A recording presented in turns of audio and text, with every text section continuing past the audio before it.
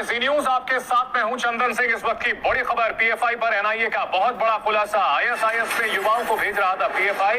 NIA ने बताया है कि पीएफआई मुस्लिम युवाओं को आईएसआईएस में भर्ती कर रहा था। आतंकी हमले की फिराक में था पीएफआई। एनआईए ने ये खुलासा किया है। इससे पहले कल अचानक से एनआईए, ईडी और एटीएस की टीमों ने छापेमारी की कार्रवाई शुरू की। पीएफआई के अलग अलग ठिकानों पर जबरदस्त रेड की गई। कई लोगों को हिरासत में लिया गया है। पीएफआई के अध्यक्ष समेत तमाम लोग गिरफ्तार किए गए हैं और इसके खिलाफ पीएफआई जगह जगह विरोध प्रदर्शन कर रहा है। और इन सब के बीच बड़ा खुलासा ये कि पीएफआई हिंसक हमले करने की तैयारी में था। साथ ही साथ आतंकी संगठन आईएसआईएस में भी युवाओं की भर्ती कर रहा था पीएफआई। इससे पहले भी तमाम ऐसे मामले सामने आते रहे हैं जब पीएफआई के लोग गिरफ्तार किए गए हैं, हिंसा में शामिल रहे हैं। जो लोग आईएसआईएस में शामिल हुए हैं उनके पीएफआई से कनेक्शन निकलकर सामने आते रहे हैं और एनआईए ने इस बात की पुष्टि की है। जिंदाबाद बीजेपी, बीजेपी,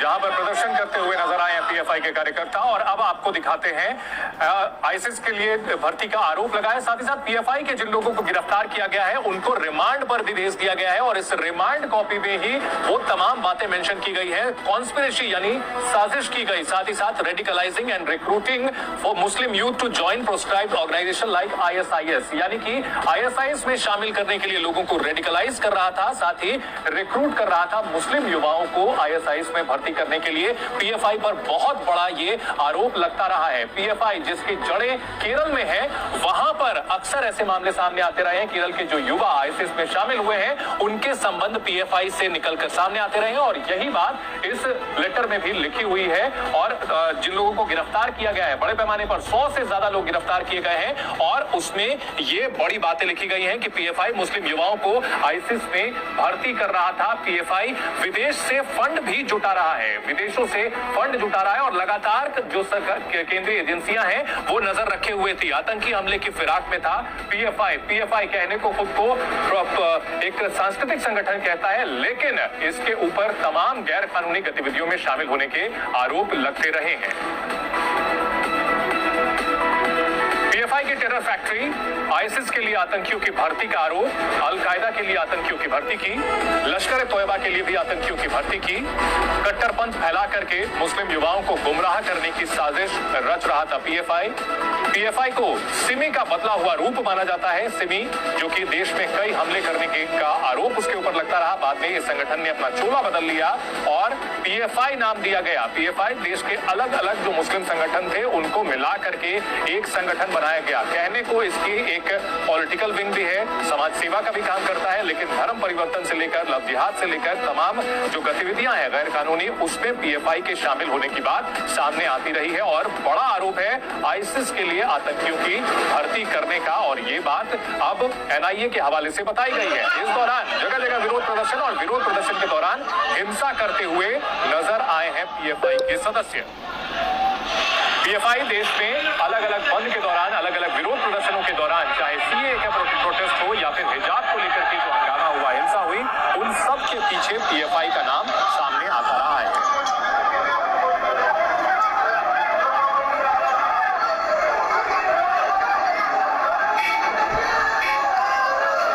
आइए हम आपको बताते हैं कि पीएफआई को टेरर फैक्ट्री क्यों कहा जा रहा है, इसके ऊपर क्या आरोप लगे हुए हैं, किस तरह के जो इसके ऊपर इल्जाम लगे हुए हैं। मुस्लिम युवाओं को संगठन से जोड़ने की कोशिश और जोड़ने की कोशिश गलत तरीके से, धर्म के नाम पर युवाओं का ब्रेन वॉश, उन्हें रेडिकलाइज यानी कट्टरपंथ की ओर धकेलने की कोशिश की जाती है। कैंप में युवाओं को ट्रेनिंग दी जाती है। कहने को ये ट्रेनिंग सेल्फ डिफेंस की होती है, लेकिन इस दौरान हमला करना, हथियारों का इस्तेमाल करना सिखाया जाता है। तैयार लड़ाकों को आईएसआईएस और लश्कर में भेजा जाता जाता है। इन कैंप्स में अलग अलग जगह कैंप में छापेमारी की गई, यहाँ पे हथियार चलाने की ट्रेनिंग दी गई, बारूद का इस्तेमाल करने की बात सामने आई और ये कैंप जो कि आत्मरक्षा के नाम पर, कराटे कैंप के नाम पर इकट्ठा किए गए थे। बिहार के फुलवारी शरीफ में एक ऐसे ही कैंप का पर्दाफाश कुछ ही दिनों पहले किया गया था और इसका मकसद ये था कि 2047 तक भारत को एक इस्लामिक राज्य बनाना। कुछ और तथ्य हैं इस संगठन के बारे में, वो भी हम आपको बताते हैं। पीएफआई को टेरर फैक्ट्री कहा जा रहा है क्योंकि ये खूंखार आतंकी संगठन आईएसआईएस के लिए भारत में आतंकियों की भर्ती कर रहा था, रिक्रूटिंग। अलकायदा के लिए, अलकायदा जो कि ओसामा बिन लादेन का संगठन था, उसके लिए भी भर्ती करता था। लश्कर तैयबा जो कि भारत को लगातार टहलाने की साजिश रचता रहा है पाकिस्तान की खुफिया एजेंसी आईएसआई के इशारे पर, वो भी यानी इन 3 आतंकी संगठनों के लिए रिक्रूटमेंट का काम पीएफआई कर रहा था और इसके लिए विदेशों से बड़े पैमाने पर उसकी फंडिंग भी हो रही थी। अब ये तमाम आरोप, इसी को लेकर के छापेमारी की बड़ी कार्रवाई की गई है। 100 से ज्यादा लोगों की गिरफ्तारी हो चुकी है। वहीं मध्य प्रदेश के गृह मंत्री नरोत्तम मिश्रा ने पीएफआई पर हो रही कार्रवाई को लेकर कहा कि देश विरोधियों पर एक्शन जरूरी है। तो वहीं कांग्रेस नेता गौरव वल्लभ ने सवाल किया कि बीते 8 साल में पीएफआई को बैन करने की कार्रवाई क्यों नहीं की गई। एटीएस और एनआईए के द्वारा ज्वाइंट ऑपरेशन कल इंदौर और उज्जैन में किया गया था। देश में कई जगह पीएफआई की गतिविधियों पर एनआईए के द्वारा कार्रवाई की गई है, उसमें मध्य प्रदेश के इंदौर और उज्जैन भी शामिल है। 4 लोगों को कल एटीएस ने गिरफ्तार किया है। एक अब्दुल करीम, अब्दुल साजिद, मोहम्मद जावेद और मोहम्मद जमील, ये उज्जैन के हैं, बाकी 3 इंदौर के हैं। वो भी कानूनी कार्रवाई या जो जांच एजेंसियां कार्य कर रही है और उनके पास अगर साक्ष्य है तो करना चाहिए। जो व्यक्ति, जो संस्था भारत विरोधी गतिविधियों में लिप्त है, उसके खिलाफ जो भी कानूनी कार्रवाई है उसको होनी चाहिए। पर सवाल एक ही है, उसका जवाब मोदी सरकार को देना चाहिए कि 8 साल से पीएफआई को बैन करने के लिए आपने पहल क्यों नहीं करी, जब आपके पास ये सारे सबूत थे। आप 8 साल से रोज ये बात कहते हो, अभी तक उसको बैन करने की आपने पहल क्यों नहीं करी? क्या ये आपकी डिवाइड एंड रूल राजनीति के खिलाफ है? पीएफआई पर आरोप लगा है कि बड़े पैमाने पर विदेशों से फंड इकट्ठा करता था और इस फंड का इस्तेमाल भारत में आतंक को फैलाने के लिए, कट्टरपंथ को फैलाने के लिए किया जाता था। कई तरह के आरोप लगे हैं फंडिंग को लेकर, वो भी आपको विस्तार से बताते हैं। पीएफआई और आरआईएफ पर बड़ा एक्शन किया गया है। ईडी पीएफआई और आरआईएफ पर बड़ा एक्शन कर रही है। ईडी जो कि मनी लॉन्ड्रिंग की जांच करती है, 68 लाख रुपए मनी लॉन्ड्रिंग मामले में अटैच किए गए हैं पीएफआई के। आरआईएफ के 10 बैंक खातों में 9.5 लाख रुपए ये अभी अटैच किए गए हैं। इसके अलावा आरआईएफ पीएफआई की फ्रंट ऑर्गेनाइजेशन है, जिस पीएफआई जो कि कई और ऑर्गेनाइजेशन के जरिए काम करता है, आरआईएफ भी उसमें से एक है। साल 2009 से अब तक पीएफआई के खातों में 60 करोड़ रुपए आए, 30 करोड़ से ज्यादा नकद जमा करवाए गए हैं और विदेशों से भी बड़े पैमाने पर इसमें फंडिंग की गई है। पीएफआई चंदे के नाम पर जमा करवाती है रकम, साथ ही गल्फ देशों में हवाला के जरिए रकम जमा करवाई जाती है। इसका इस्तेमाल देश विरोधी गतिविधियों में किया जाता है। 2600 खातों की जांच की जा रही है। 600 खाते इसमें से संदिग्ध बताए जा रहे हैं, जिनकी जांच की जा रही है। कई मस्जिद और मदरसों से भी पीएफआई को फंडिंग होती है। केरल, तमिलनाडु और उत्तर प्रदेश में पीएफआई का काडर है। गल्फ देशों में काम कर रहे लोग भी इसे फंडिंग करते हैं। कुल मिलाकर के एक मजबूत नेटवर्क खड़ा किया गया है, जिसमें कि काडर भी है और अवैध तरीके से रकम भी आती है और इसका इस्तेमाल भारत विरोधी गतिविधियों में किया जाता है। एनआईए और ईडी की रेड में बड़ा खुलासा, गल्फ देशों से फंडिंग होने का खुलासा हुआ है। देश की कई मस्जिदों और मदरसों से भी पीएफआई को फंडिंग होती है। केरल, तमिलनाडु, महाराष्ट्र और उत्तर प्रदेश में पीएफआई का काडर है। गल्फ देशों में काम कर रहे लोग फंडिंग करते हैं। जो लोग काम कर रहे हैं उनको एक निश्चित राशि हर महीने पीएफआई के लिए जमा करानी पड़ती है। और इन तमाम खुलासों के बीच पीएफआई के कार्यकर्ता सड़कों पर उतरकर प्रदर्शन करते हुए, प्रशासन से भिड़ते हुए, कई जगह हिंसा की गई है। कई जगह ऐसी तस्वीरें भी सामने आई है केरल में, जहां जो बस ड्राइवर है वो हेलमेट पहन करके गाड़ियां चलाते हुए नजर आए हैं ताकि तोड़ फोड़ से अपनी रक्षा कर सके। ये संगठन जो कहने को सांस्कृतिक संगठन है, लेकिन पूरी तरह से हिंसा पर उतारू है। कल जब छापेमारी की कार्रवाई चल रही थी, तब भी एनआईए के अधिकारियों के खिलाफ हिंसा करने की कोशिश की गई और यहां भी आप देख सकते हैं पुलिस के साथ भिड़ते हुए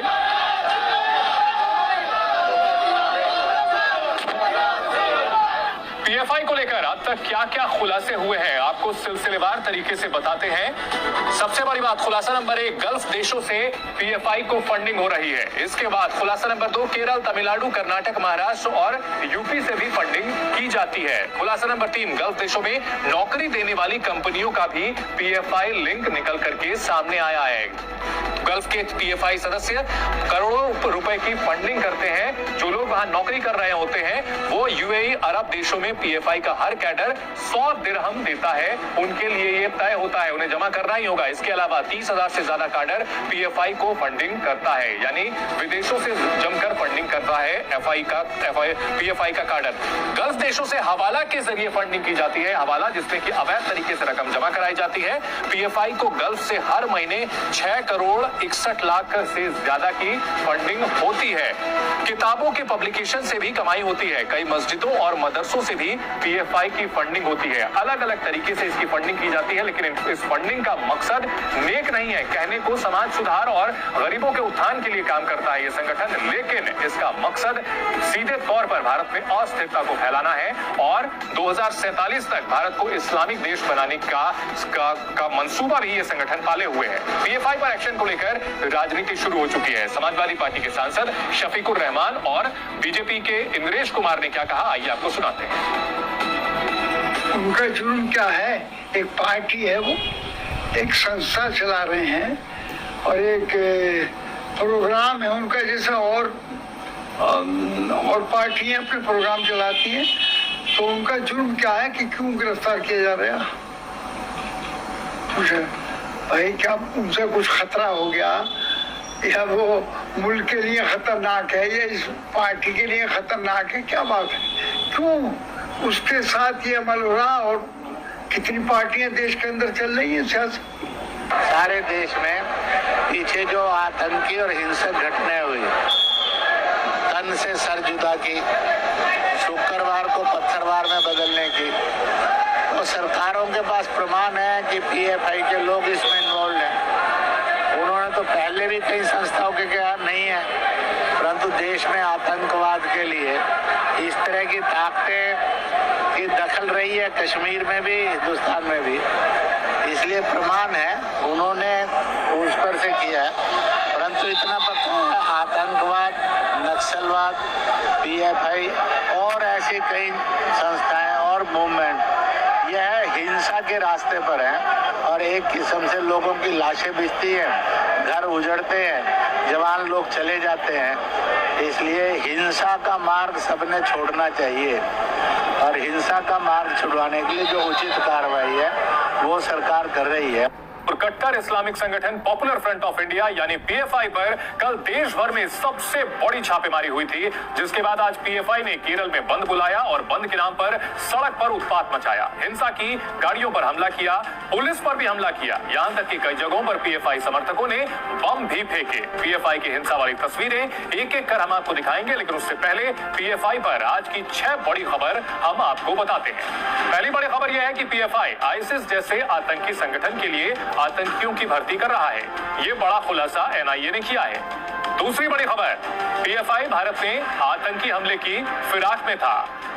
तीसरी बड़ी खबर, पीएफआई को होने वाली विदेशी फंडिंग से जुड़ी हुई है। पता चला है कि गल्फ देशों से पीएफआई को हर महीने 6 करोड़ 60 लाख रुपए से ज्यादा की फंडिंग हो रही है। कौन कर रहा है फंडिंग, ये हम आपको आगे बताएंगे। चौथी बड़ी खबर, केरल के कई शहरों में पीएफआई समर्थकों ने बंद के नाम पर हिंसा और तोड़फोड़ की।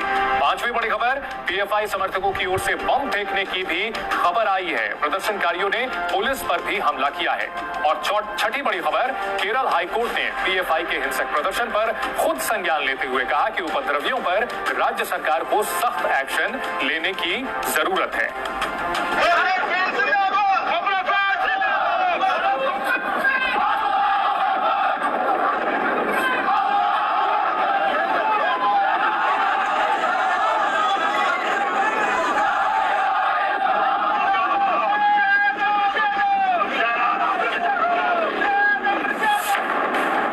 पीएफआई पर पाबंदी का डर तो सड़क पर कदर। एक ड्राइवर हेलमेट पहनकर बस चला रहा है। क्या आपने शहर में आज से पहले ऐसी तस्वीर कभी देखी है? जिस हेलमेट को बाइक सवार अपनी सुरक्षा के लिए पहनते हैं, उस हेलमेट को केरल की सड़कों पर बस ड्राइवर पहन रहे हैं, और वो सिर्फ इसलिए क्योंकि पीएफआई के समर्थकों की हिंसा से उन्हें डर लग रहा है। केरल के कई शहरों में कट्टर इस्लामिक संगठन पॉपुलर फ्रंट ऑफ इंडिया के समर्थकों ने बंद के नाम पर हिंसा और तोड़फोड़ की। बसों पर पत्थर बरसाए, लाल, पीली, सफेद, नीली जो बसें सड़क पर दिखी उन पर हमला किया। अब ऐसे में बेचारे बस ड्राइवर हेलमेट नहीं लगाते तो क्या करते? एक परिवार कार से तिरुवनंतपुरम एयरपोर्ट जा रहा था। रास्ते में पीएफआई के लोगों ने कार पर हमला कर दिया। प्रदर्शनकारियों को सड़क पर कार, ऑटो जो दिखा, पीएफआई समर्थकों ने उन वाहनों पर हमला कर दिया। ये सभी तस्वीरें हमला करने के बाद की हैं। लेकिन प्रदर्शनकारी गाड़ियों को निशाना कैसे बना रहे थे, ये आप इस वीडियो को देखकर समझ जाएंगे। पुलिस के सामने पीएफआई समर्थक प्रदर्शन कर रहे हैं। ऐसा लग रहा है जैसे पुलिस वालों को ये लोग खदेड़ने के मूड में हो। इसी दौरान एक स्कूटी आती है। स्कूटी पर 2 लोग बैठे हुए हैं। अब प्रदर्शनकारी की हिम्मत देखिए। पुलिस की मौजूदगी में इसने स्कूटी को आगे बढ़ने से रोकने की कोशिश की, लेकिन पुलिस वालों ने तुरंत ही इसका सारा जोश ठंडा कर दिया। स्कूटी सवार पुलिस की मदद से आगे बढ़े और इस प्रदर्शनकारी को पुलिस अपने साथ ले गई। थोड़ी देर बाद पीएफआई के कई और समर्थक जुटे और पुलिस से भिड़ गए। पीएफआई के ठिकानों पर हुई छापेमारी के विरोध में ये लोग सुबह से सड़क घेर कर प्रदर्शन कर रहे थे। इन्होंने पुलिस पर हमला भी किया। हिंसक प्रदर्शन में कई पुलिस वाले घायल हुए हैं। घायल पुलिस कर्मियों में से एक की तस्वीर आप इस समय देख रहे हैं। पीएफआई समर्थकों के हिंसक रवैये को देखते हुए ही केरल हाईकोर्ट को खुद संज्ञान लेते हुए राज्य सरकार से ये कहना पड़ा कि हिंसा रोकने के लिए जो जरूरी कदम हो उठाए जाएं। कोर्ट ने कहा कोई भी बिना इजाजत के हड़ताल या बंद नहीं बुला सकता। प्रदर्शन के नाम पर सार्वजनिक संपत्ति को नुकसान पहुंचाना बर्दाश्त नहीं किया जा सकता है। Bureau report, ji media.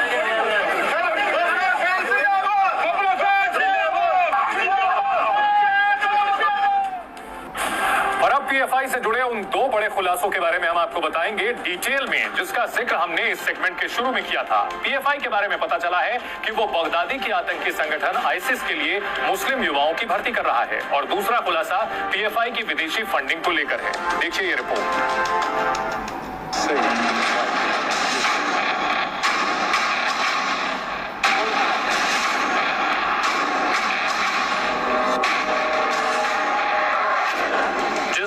IS को दुनिया का सबसे खतरनाक आतंकी संगठन कहा जाता है, उसके लिए आतंकियों की भर्ती का काम पीएफआई कर रहा था। ये हमारा नहीं, देश की राष्ट्रीय जांच एजेंसी एनआईए का दावा है। मुस्लिम युवाओं से संपर्क साधना, संगठन से जोड़ना, फिर उन्हें गुमराह करना, ब्रेन वॉश करना, उसके बाद हमले की ट्रेनिंग देना, ये सब करने के बाद योग्यता के हिसाब से तय किया जाता है कि किसका इस्तेमाल कहां करना है। एनआईए के मुताबिक पीएफआई इस तरह आईएसआईएस और कई दूसरे आतंकवादी संगठनों के लिए मुस्लिम युवाओं की भर्ती कर रहा है। एनआईए के मुताबिक इस कट्टर इस्लामिक संगठन ने भारत में आतंकी हमले का प्लान भी बनाया था। पीएफआई पर केरल और कर्नाटक से लेकर दिल्ली, उत्तर प्रदेश और बिहार तक हत्या और दंगे की साजिश रचने के कई मामले चल रहे हैं। अब सवाल ये है कि पीएफआई का इतना बड़ा जिहादी स्ट्रक्चर चलता कैसे? तो इसका जवाब है पीएफआई को होने वाली विदेशी फंडिंग। एनआईए और ईडी की छापेमारी के दौरान पीएफआई की फंडिंग पर कई बड़े खुलासे हुए। एजेंसियों से जुड़े सूत्रों के मुताबिक पीएफआई को गल्फ देशों से फंडिंग हो रही है। यूएई, सऊदी अरब समेत अरब देशों से हवाला के जरिए पीएफआई को हर महीने 3 मिलियन दिरहम यानी 6 करोड़ 60 लाख रुपए भेजे जाते हैं। गल्फ देशों में रह रहा पीएफआई का हर कैडर इस कट्टर इस्लामिक संगठन को 100 दिरहम यानी 2200 रुपए भेजता है। पैसे भेजने वाले 30,000 से ज्यादा कैडर तो देश के सिर्फ 5 राज्य केरल, तमिलनाडु, कर्नाटक, महाराष्ट्र और उत्तर प्रदेश से। गल्फ देशों में मैन पावर सप्लाई करने वाली कई कंपनियों का ताल्लुक पीएफआई से। इन कंपनियों की मदद से भी पीएफआई को करोड़ों की फंडिंग होती है। देश के कई मस्जिदों और मदरसों से भी फंडिंग की जा रही है। जांच में ये भी पता चला है कि पीएफआई किताबों के पब्लिकेशन की कमाई से भी फंड जुटाता है। मनीष शुक्ला के साथ ब्यूरो रिपोर्ट, जी मीडिया।